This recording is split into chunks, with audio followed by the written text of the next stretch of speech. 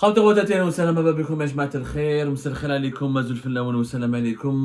vous allez bien, j'espère que vous vous portez bien. J'étais particulièrement, quant à moi, extrêmement indigné, je vous dis la vérité. Je le suis souvent, vous allez me dire, ah Abdou, tu es souvent indigné, tu es souvent en colère, tu es souvent choqué, tu es souvent exaspéré, mais cette fois-ci, je suis vraiment indigné, exaspéré par une immense opération de désinformation qui a semé au sein de la population de notre chère Algérie, au sein de nos compatriotes. Le but était de semer le virus du racisme, de l'exénophobie et de la haine notamment de ces migrants subsahariens qui viennent chez nous, dans notre pays, qui travaillent, qui font pas, c'est pas vrai, qui font pas dans la délinquance, qui ne versent pas dans la délinquance, ils ne font que travailler pour essayer de nourrir leur famille après avoir fui des pays extrêmement pauvres, des pays aussi ravagés par les conséquences désastreuses du réchauffement climatique, notamment la sécheresse. Rahmaniya. Vous avez bien compris, je vais parler des événements de Rahmaniya durant ces 48 heures sur les réseaux sociaux. Vous avez été, je parle de mes compatriotes, algériennes et algériens, ont été bombardés par des contenus qui prétendent, qui affirment que les forces de la gendarmerie algérienne ont délogé des centaines, ou plus d'une centaine de migrants subsahariens dans un site de logement présenté comme étant un site de logement ADL au niveau de la commune de Rahmaniya, parce que ces migrants se seraient rebellés ou la voulaient squatter de force et prendre de force des logements, qu'ils auraient réclamé des logements, qu'ils auraient réclamé le droit de se loger ou qu'ils auraient réclamé les clés de logement pour y habiter. Et quand les autorités algériennes ont refusé ce diktat, on leur a envoyé plusieurs centaines de gendarmes armés jusqu'aux dents pour les chasser, les déloger et les expulser et les transférer juste dans un centre de rétention situé dans la wilaya de Tamanrasset avant de les expulser vers le Niger. Ce sont les contenus qui ont été diffusés avec des propos, des commentaires racistes, xénophobes, négrophobes. On a insulté ces migrants noirs, subsahariens, de tous les noms. On les a assimilés à des voleurs, à des escrocs, à des squatteurs. C'est totalement faux. C'est totalement faux. Je le répète et je le dis, nous avons mené nos investigations. Ces migrants subsahariens n'ont pas voulu squatter, n'ont pas voulu prendre des logements de force, n'ont pas voulu voler les logements des Algériens et des Algériens. Ce sont des travailleurs qui travaillaient dans des chantiers de logement dans cette commune de Rahmaniya et qui n'ont pas été payés par les promoteurs qui les ont utilisés comme des esclaves. Et quand ces travailleurs ont réclamé leurs droits, ont réclamé leur salaire, ont réclamé leur dû, et les promoteurs véreux, mafieux, ont demandé à la gendarmerie algérienne d'intervenir pour les déloger et pour les expulser. C'est un cas d'esclavagisme et de racisme. Et j'appelle les autorités algériennes à intervenir pour diligenter une enquête. Et j'appelle les autorités algériennes à faire preuve de neutralité, d'objectivité et de professionnalisme. Et surtout à faire preuve de justice et d'humanisme. Ce sont des travailleurs qui sont sans papier, mais qui, sans ces travailleurs, les logements que vous avez vus à Rahmaniya n'auraient jamais pu être construits. Je m'explique. D'abord, Rahmaniya, c'est quoi? Les Algériens ils sont Rahmaniya, mais les Algériens, beaucoup mais sur Rahmaniya. Rahmaniya, c'est une commune rurale. C'est une commune rurale qui est située, bien Sidi Abdallah ou Douira. Avant, jusqu'à 2008-2010, elle était, même jusqu'à même 2013-2014, elle était un village, un petit village colonial. À l'époque de la colonisation, on l'appelait Sainte-Amélie. Sainte-Amélie, elle a été créée en 1844 par des colons qui ont pris des terres et qui ont géré des exploitations agricoles et c'était rattaché à Douira. Douira, c'est une plus ancienne ville et une ville beaucoup plus connue historiquement et démographiquement. Hadi Rahmaniya, elle était jusqu'à 2008, jusqu'à 2014-2013, la commune la moins peuplée, voilà, la commune la moins peuplée de toute la wilaya d'Alger. C'est-à-dire, c'est une commune de moins de 10 000 habitants. Comme il y avait une problématique de logement au début des années 2000, comme l'État algérien voulait absolument résorber le logement précaire, les bidonvilles, comme la décennie noire a ravagé l'Algérie, a mis à genoux le pays, il avait beaucoup de retard au niveau des infrastructures et notamment une grande crise de logement parce que le pays pendant 10 ans n'a pas construit alors que nous avons dépassé la barre des 30 millions d'habitants à partir de la fin des années 90. Il fallait donc construire des logements. Et comme les Algériens et les Algériens manquent d'intelligence et de lucidité, et je culpabilise tout le monde dans cette affaire, la population comme les autorités, parce que les autorités n'ont pas un schéma, une stratégie d'aménagement du territoire, n'ont pas une stratégie urbanistique et architecturale, n'ont pas une stratégie de développement du pays qui peut s'adapter aux besoins démographiques du pays, qui peut et occupe une bonne stratégie d'occupation du territoire. Nous avons tous voulu habiter à Alger. Les Algériens, تقولهم روحوا اسكنوا في مدية في الغواط au sud du pays. Non, ils veulent tous habiter à Alger parce que pour eux, parce que pas pour eux, c'est une vérité, hein, à la كل حال, toutes les autres régions du pays sont pauvres, déshéritées, pas d'infrastructures, pas de travail, pas de bonnes écoles, pas d'hôpitaux. Déjà à Alger on souffre, alors aller à l'extérieur d'Alger, dans les autres régions, n'en parlons même pas. Les autorités algériennes, au lieu de développer le territoire national, au lieu de créer des wilayas prospères ailleurs, des nouvelles villes ailleurs, au lieu de booster le développement local, au lieu d'insuffler une véritable dynamique dans les autres régions du pays, eh ben, ils ont aggravé ce sentiment populiste de vouloir tous habiter à Alger et toutes les terres agricoles, Rahmaniya, Douira, Sidi Abdallah, Bertouta, Flametija, jusqu'à Boufarik, Tissal al-Marja, il y a eu plein de projets de logement. Il y a eu une urbanisation sauvage qui a détruit le foncier agricole. C'était des terres agricoles, Rahmaniya, Hadou, Sidi Abdallah, Bellota, jusqu'à Zeralda, Hadouga, c'était des communes extrêmement prospères au niveau de l'agriculture. Les terres étaient cultivables, etc. Et on produisait des cultures maraîchères, de l'arboriculture, des oranges, des citrons, des citronniers, des pommiers, etc. Et il y avait une véritable dynamisme agricole jusqu'aux années 70, durant la colonisation, après la colonisation, jusqu'aux années 70. Mais après la faillite de la politique agricole du pays, qui marche avec la nationalisation des terres agricoles, ou les exploitations agricoles collectives. Le socialisme algérien a échoué parce que on a donné des dizaines et des centaines d'hectares à des groupes d'agriculteurs qui n'étaient pas soutenus, ni bien formés, qui n'avaient pas la capacité ni humaine ni matérielle pour exploiter des grandes propriétés agricoles, et l'agriculture algérienne elle a failli. Durant la décennie noire, ces régions étaient marquées par les massacres, par l'insécurité, les faux barrages, c'était des foyers des groupes armés terroristes islamistes. Donc, début des années 2000, l'État algérien décide de tout urbaniser, de considérer Alger comme des terrains. On a renoncé à l'agriculture. D'abord, il y avait le boom pétrolier et gazier à partir du début des années 2000, notamment 2008, 2007, 2009, 2010. Le pétrole les prix ont commencé à beaucoup augmenter, l'Algérie commençait à gagner beaucoup d'argent. Donc, on a décidé de construire des logements. Bouteflika a construit, je rappelle, presque 3 millions de logements entre 2000 et 2018. Presque 3 millions et quelques, si on compte avec. Ouais, 3 millions et quelques. Donc, malheureusement, beaucoup de logements ont été construits à Alger. Donc, Boussaf Rahmani Hadi abrite maintenant les chantiers de logement les plus ambitieux, les plus importants en termes d'ADL, en termes de logements sociaux, en termes Il y a eu énormément, franchement, de projets qui ont été lancés. Il y a eu énormément de projets qui ont été lancés et ça a causé malheureusement un nombre... D'abord, on a saccagé les terrains agricoles, le foncier agricole et Rahmanieh du petit village colonial qui m'a voulu faillite.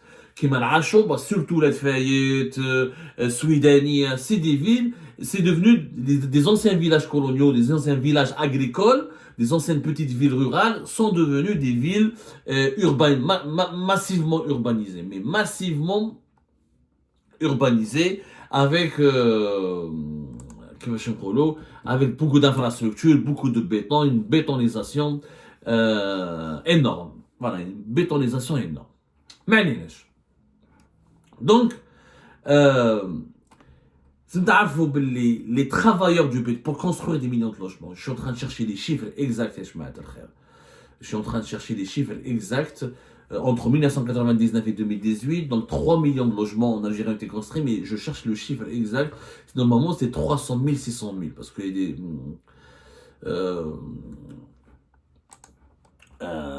il fallait des travailleurs, le BTP exige malgré les machines, malgré tout ça, mais il fallait beaucoup de travailleurs. Il y avait les grandes sociétés chinoises à l'époque de Bouteflika qui construisaient beaucoup de logements, etc. À l'époque de Tebboune, c'est plus les Chinois, c'est les Turcs, je vais vous donner les noms de certaines entreprises. Et les Chinois ne pouvaient pas tout faire, tout seuls. Voilà, 3,5 millions de logements réalisés en 20 ans. Voilà, 3 millions 600 000, j'avais raison. Le chiffre a été confirmé en 2018. 3 millions de logements à l'époque de Bouteflika. Maintenant, la majorité, c'était le 1 million et quelques de logements publics locatifs. Les logements ruraux, 1,5 million. 456 000 logements publics participatifs et 156 000 ADL et 46 000 logements de fonction. Je ne vais pas donner ça. Le problème, c'est pas la politique de logement, c'est pour vous dire que pour construire tous ces logements, il fallait des travailleurs. Et ce n'est pas les Algériens qui les ont construits. Faut être sincère. Nous ne travaillons pas assez. Le secteur du BTP, comme le secteur agricole, a été abandonné par la population, par la main-d'œuvre algérienne. Comme l'Algérie était un pays riche à l'époque de Bouteflika, il y avait beaucoup d'argent, on a atteint jusqu'à même 200 milliards de dollars des réserves de change entre 2011 et 2012. Il y avait les politiques de l'enseigne, il y avait une croissance économique importante. Donc, le secteur du BTP et de l'agriculture ont été délaissés par les travailleurs algériens. Les jeunes Algériens ne veulent pas travailler dans le BTP, c'est très dur, c'est des métiers difficiles, c'est pas assez bien payé, les conditions climatiques sur la chaleur, sur la pluie, et il n'y a pas beaucoup de sécurité sociale. Donc, les Algériens préfèrent les commerces, préfèrent le secteur des services, le commerce, etc., les transports, la téléphonie mobile. Mais le BTP a toujours été laissé de côté. Ce qui fait que les promoteurs, les sociétés de construction en Algérie, où ils ramenaient des travailleurs étrangers, comme les Chinois, on les estimait à plus de 50 000, entre 50 000 et 60 000 travailleurs chinois en Algérie qui ont étaient essentiellement travaillés dans le BTP, où là, des travailleurs illégaux qui viennent d'où? Ils viennent des pays de l'Afrique subsaharienne. Du Niger, les travailleurs nigériens, maliens, du Burkina Faso, même de l'Afrique de l'Ouest, Ghana, etc. Quand ils venaient Haraga en Algérie pour aller vers l'Europe, pour avoir des moyens pour se constituer des économies et survivre dans le pays et envoyer à leur famille et se constituer un peu d'argent pour les envoyer, pour aller financer la Haraga vers l'Europe, ils travaillaient, ils mettent dans l'agriculture, ils mettent dans le BTP, qui sont les deux secteurs qui absorbent le travail informel. Donc tous les promoteurs immobiliers en Algérie, les sociétés de construction, ont fait travailler les migrants subsahariens. Farrahmania, كاين واحد la cité, exactement, j'ai récupéré les chiffres, on a fait une enquête. Là où il y a eu les émeutes, les images, c'était pas des émeutes, c'était davantage des, comment dirais-je, c'était des opérations musclées de la part de la gendarmerie algérienne qui est intervenue pour déloger des migrants. Mais quelle est l'histoire de ces migrants subsahariens? C'est des travailleurs. Ils sont tous des travailleurs. Ils sont plus d'une centaine, presque plus de 200 travailleurs, qui travaillent au niveau d'un site qui s'appelle Q20. Le site Q20. Farrahmania, Jma'at al-Khair, il y a 5 sites de logement. C'est des logements, même ADL, même LPP, différentes formules. 5 sites. Le premier site, il est géré par une société turque, Dickinson. C'est une société turque très connue en Algérie qui remporte beaucoup de marchés. Quand comme à l'époque de Bouteflika, c'était les Chinois qui étaient les rois du BTP, les rois des marchés de construction de logements. Les Chinois ont boudé l'Algérie parce que Bouteflika est parti, il y a eu beaucoup d'instabilité. Les Chinois ne s'entendent pas beaucoup avec le régime Tebboune, ont compris que le courant ne passe pas, ils ont quitté l'Algérie. Les plus gros projets immobiliers maintenant ont été confiés aux entreprises turques, notamment Aslan et Dickinson. Aslan, c'est deux grandes sociétés. Et Dickinson, par exemple, c'est eux qui ont pris un marché important récemment, en juin 2024, pour créer un parc olympique à Béchar pour plus de 171 millions d'euros, presque 200 millions d'euros. Et la société a comment elle s'appelle? Aslan, qui fait partie, c'est une filiale d'un grand groupe turc qui s'appelle Aslan Yapi, qui est classé depuis 2018 parmi les 200 plus grands groupes de BTP au monde. Donc, c'est les deux sociétés qui ont pris des sites de logement. Ils construisent 2500 logements pour Dickinson, à Rahmania, 2500 logements pour Aslan, à Rahmania. Tu as la société publique étatique algérienne, considère 170 logements. Et l'autre société privée algérienne qui s'appelle ETPTS. C'est un groupe privé qui a été fondé par la famille Djouadi. Djouadi Lounès ou Abdou Mohamed, et qui est maintenant depuis 2012 géré par le fils Djouadi Bilal. C'est un groupe privé algérien qui fait partie de la shortlist du ministère de l'Habitat et de l'Urbanisme pour construire des logements.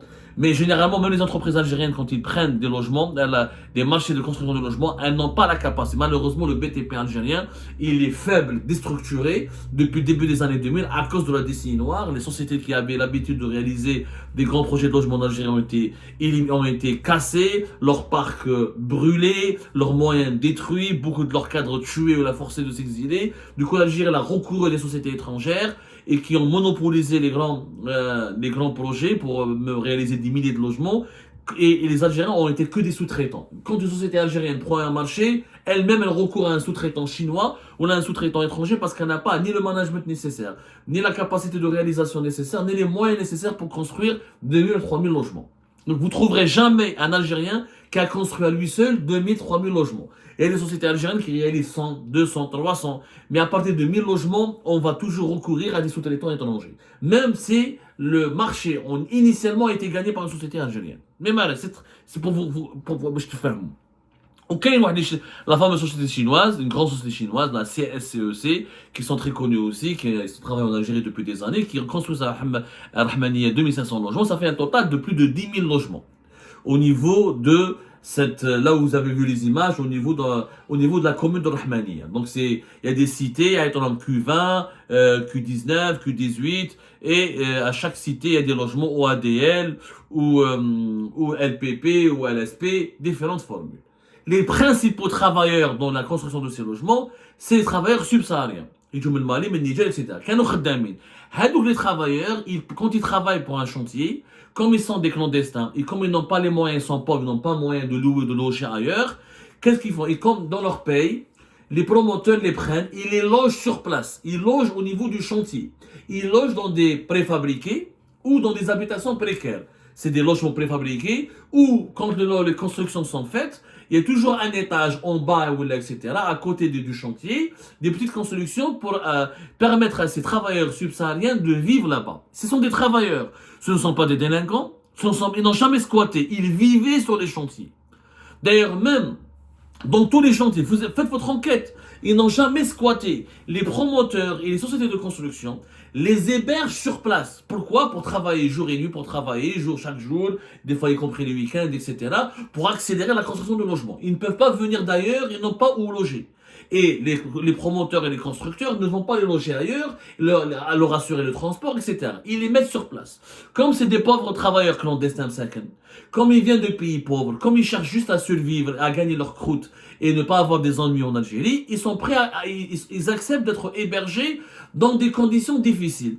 Qui même les Pakistanais, les Indiens, les Népalais, pour construire les stades du Qatar. C'est la même chose, c'est de l'esclavagisme. Mais en sécurité sociale, ils sont mal payés, mal hébergés, mal nourris, mais c'est eux qui ont construit ces logements. Il faut rendre à César ce qui appartient à César. Ce sont des gens honorables, ils n'ont jamais volé. Ils travaillent de la journée, la nuit ils sortent, ils vont acheter à bouffer, à manger, ils reviennent dans leur baraque. C'est des baraques, ou du préfabriqué plus ou moins correct, ou des baraques où ils habitent au sein du chantier. C'est-à-dire, entre les piliers de chaque étage, à chaque fois qu'une construction avance, on met des petites kitchenettes, des petites cuisines, tabouna, où ils vivent dans des conditions les plus précaires. Souvent, malheureusement, ils sont payés en cash. Souvent, il y a beaucoup de retard. Les promoteurs ne les payent pas à l'heure. Parce que le promoteur, quand il construit un logement, c'est la commande de l'État. Il faut que l'État honore ses factures. Il paye les factures. Il lui donne l'argent. Il lui avance de l'argent. C'est des chantiers construits pour les logements publics, que ce soit ADL, LCP, logement social, etc. en Algérie. C'est l'État qui paye. C'est lui le maître d'ouvrage. C'est-à-dire, c'est lui qui gère le projet. C'est le ministère de l'Habitat à travers plusieurs agences. Ou là, c'est l'agence qui m'a l'ADL. Ce sont les institutions de l'État qui sont reliées au ministère de l'Habitat. C'est eux les propriétaires de ces logements. Donc l'État, il paye en Algérie toujours en retard. Parce qu'il y a des réévaluations, le coût du dinar tombe, il y a des importations, il y a des matériaux qu'il faut importer, on ne peut pas les importer, des fournisseurs locaux qui ne te donnent pas les matériaux de construction dans les temps, il y a toujours des retards. Donc l'État, il paye en retard. Quand l'État paye en retard, les promoteurs n'ont pas d'argent pour payer les travailleurs. Ils ont des problèmes de trésorerie. Ou là, c'est des promoteurs et des sociétés de construction qui sont des mafieux. Surtout les sous-traitants. Et même les Turcs, et même les Chinois, et même leurs sous-traitants sont tous des mafieux pour l'habitat en Algérie. Mais comme les subsahariens n'ont pas de papier, comme ils sont noirs, comme ils sont africains, comme ils sont étrangers, on se permet de les mépriser. Mais on ne les paye pas à l'heure, on leur dit de patienter, on leur donne 10% du salaire, 20% du salaire, juste de quoi pour acheter et manger. Des esclaves, traités comme des esclaves. Même lorsque les promoteurs et les sociétés de construction sont payés à l'heure, ils ne payent pas, eux, jamais dans les délais leurs travailleurs. C'est extrêmement rare. Cette fois-ci, il y avait, au niveau de la cité Q20 indique, de la société qui était en charge de la promotion et de la construction de ce projet n'a pas voulu payer, et apparemment, d'après ce que nos vérifications, on est en train de boucler notre enquête, c'est l'une des deux sociétés turques qui est impliquée dans ces projets-là, mais comme on n'a pas encore les preuves matérielles définitives, je parle conditionnel, c'est ou Dickinson ou Aslan, ils n'ont pas voulu payer les subsahariens. ما حبوش يخلصوهم خدامين تاعهم واحد 200 et quelques. ما حبوش يخلصوهم قالوا لهم on vous paye pas etc. Les subsahariens كرهوا, ils ont attendu, bah, ils ont besoin d'argent pour envoyer leur famille au Mali, au Niger et au Burkina Faso etc. Oui, comme ils ont besoin d'argent, c'est pour manger, pour vivre en Algérie. La vie en Algérie elle est devenue chère, ils sont exposés à l'inflation au même titre que tous les autres Algériens, ils ont besoin de leur argent. Ils ont exigé, ils ont revendiqué. Le promoteur, le responsable du chantier, la société en charge de la construction, de la réalisation du chantier et des logements n'a pas voulu satisfaire leurs revendications. Ils ont menacé, ils ont commencé à faire grève. Quand ils ont commencé à faire grève, le promoteur les a menacés. La gendarmerie, parce que c'est la méthode malheureusement, l'astuce utilisée par les promoteurs et les constructeurs véreux. Et les sociétés et les entrepreneurs véreux en Algérie, surtout les entrepreneurs turcs et chinois, et même les Algériens des droits. À chaque fois qu'un migrant subsaharien demande son droit, on le menace. Donc les gendarmes, tu vas être expulsé, Yarmouk fi Sahara, Yarmouk fi Tamanrasset, tu vas revenir dans ton pays, tu vas revenir dans la misère, tu vas revenir sous la sécheresse, tu vas crever de faim, on va te faire ceci. Ils les ont menacés. La menace, cette fois-ci, n'a pas marché. Les travailleurs subsahariens ont décidé de faire front commun, ils ont contesté, ils ont décidé qu'on ne quittera pas le logement. Ils ont paralysé le chantier, ils n'ont pas voulu reprendre le travail, ils ont dit on occupe le chantier, on bloque le chantier jusqu'à ce qu'on soit payé. Les autorités algériennes, au lieu de faire un travail, au lieu d'être juste, au lieu d'être correct, au lieu d'être dans la morale et l'éthique et d'imposer aux sociétés chargées de construire ces logements de payer leurs travailleurs, de les respecter, de les considérer, elles ont envoyé les gendarmes pour les chasser, pour déloger les subsahariens, pour se débarrasser d'eux, les transférer à Tamanrasset, ensuite de Tamanrasset, et on va organiser leur expulsion vers le Niger. C'est un cas d'esclavagisme. C'est ça la vérité. Je vous assure, ils n'ont jamais demandé de logement. Ils ont bloqué les logements. Ils ont bloqué le chantier. Ils ont squatté le chantier une fois qu'ils n'ont pas été payés et que les promoteurs et les responsables et les sociétés qui les ont embauchés n'ont pas voulu les payer. Ils ont juste réclamé leur salaire. Ils ont réclamé leur salaire et leur dû et c'est leur droit. Imaginez que des clandestins algériens en France, il y en a 200 000 minimum. Si ce n'est pas plus. Parmi les Algériens, ils sont les plus nombreux les clandestins en France, qui travaillent dans les chantiers de BTP en France. Imaginez des milliers d'entre eux ne sont pas